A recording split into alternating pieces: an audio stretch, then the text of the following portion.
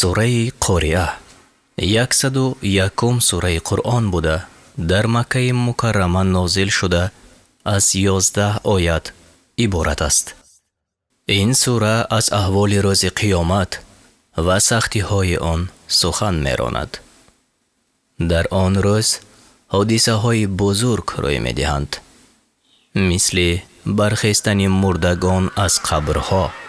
аз ҳайбату даҳшати он рӯз ба ҳар тараф бенизом пароканда шудани мардум, реза реза гашта мисли пашми ранг шуда дар ҳаво парвоз кардани кӯҳҳо.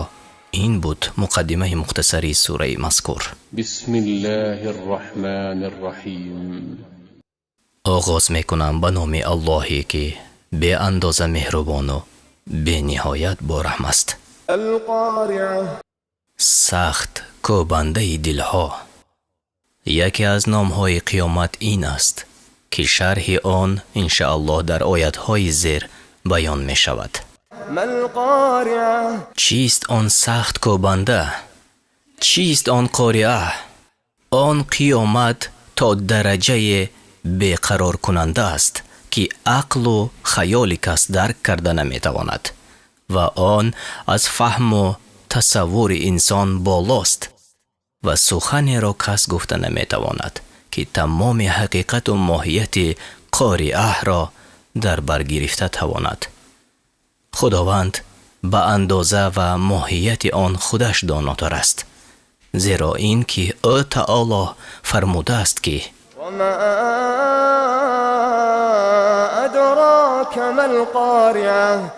ва ту чӣ донӣ ки қориа яъне кӯбанда чист? мурод аз қориа қиёмат аст ки дилҳоро аз камоли беқарорӣ ва изтироб меларзонад ва гӯшҳоро аз шиддати овоз қулф мезанонад. хулоса манзараи ҳодисаҳои қиёмат дар хаёл намеғунҷад. танҳо аз баёни баъзе ҳадисҳо ва шарҳи онҳо метавон каме шиддат ва сахтии онро қиёс намуд. мурод аз ва мо адрока ва чӣ чиз донон туро.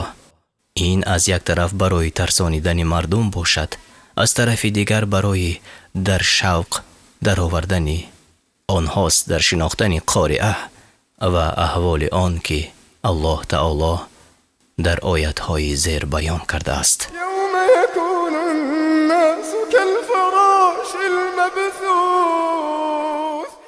рӯзе ки мардум монанди парвонаҳои пароканда бошанд, яъне рӯзи қиёмат мардум аз даҳшати он мисли шабпаракҳо болои ҳам шуда бенизомона ҳар сӯ пароканда мешаванд. ҳеҷ кас ба ҳеҷ кас кор надорад. ҳама дар ғами худ, ҳатто аз саросемагӣ мисли тӯдаи малах болои ҳамдигар баромада ҳамдигарро пахш мекунанд. ин яке аз нишонаҳои қориа аст. нишонаи дигари он дар ояти зер баён шудааст.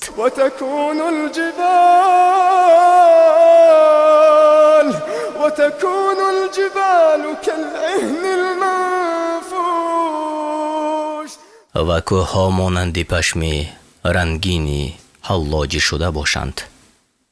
кӯҳҳо зарра зарра шуда ба ҳаво пароканда мешаванд, мисли пашмҳои кӯбида шудаи ранг карда шуда парешон мешаванд. пашми ранг карда шуда аз он ҷиҳат зикр шудааст ки нисбат ба пашми ранг нокарда сабуктар ва заифтар мебошад. худованд дар оятҳои 4 ва 5 ҳолати инсон ва кӯҳро паси ҳам нақл кардааст.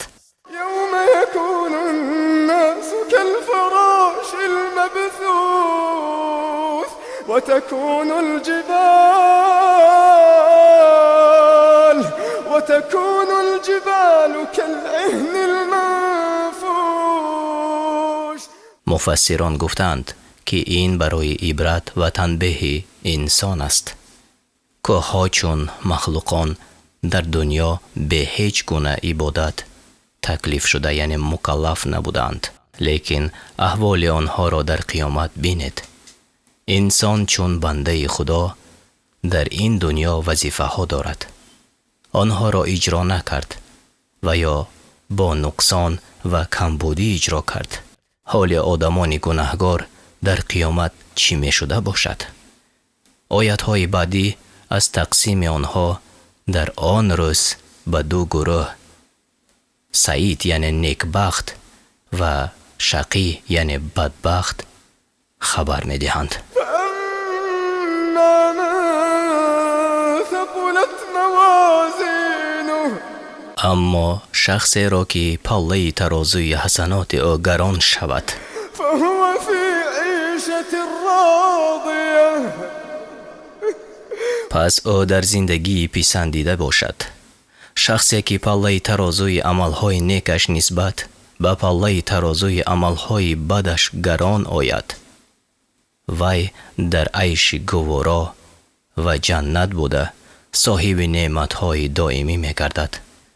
آن شخص از نعمتهای دادگی پروردگار کاملا رضاگی خود را معلوم می کند.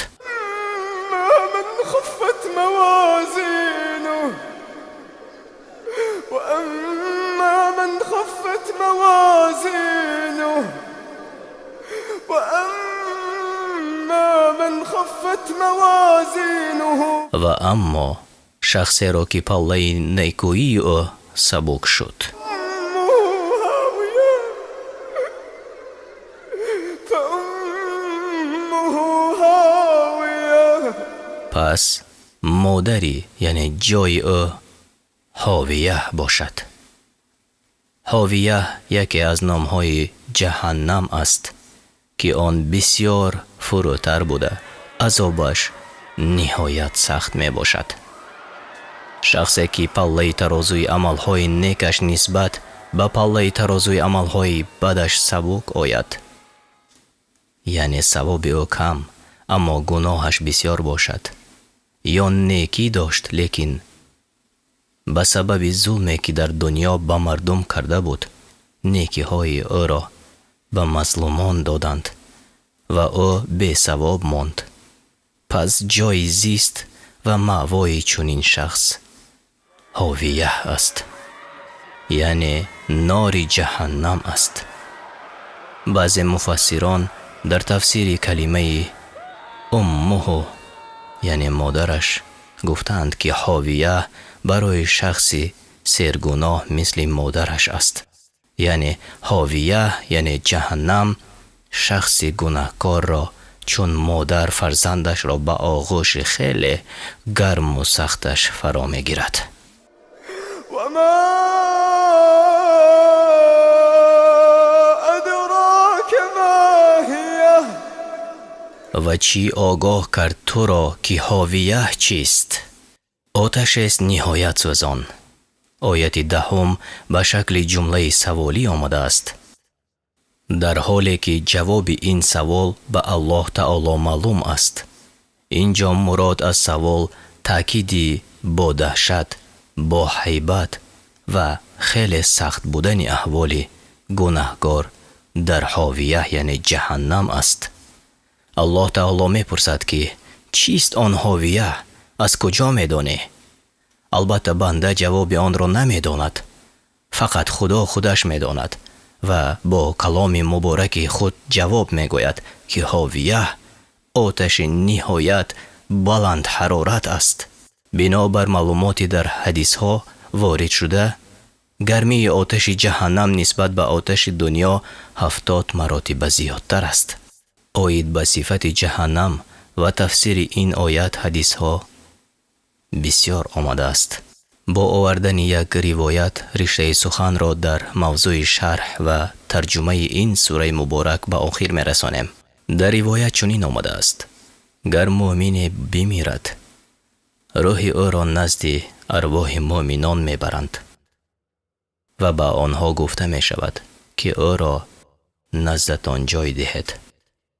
ارواح پیشینه از این ارواح نو آمده می پرسد که کار فلان آدم چی شد؟ در جواب می گوید که او پیش از من رحلت کرده بود، یعنی وفات کرده بود. آیا نزد شما نآمده است؟ ارواحی پیشین می گوید نباشد آرام مادرش حاویه به آغوش کشیده است. الله تعالی از حاویه به تو پناه میبریم. پایان سوره قاریعه. ولله الحمد.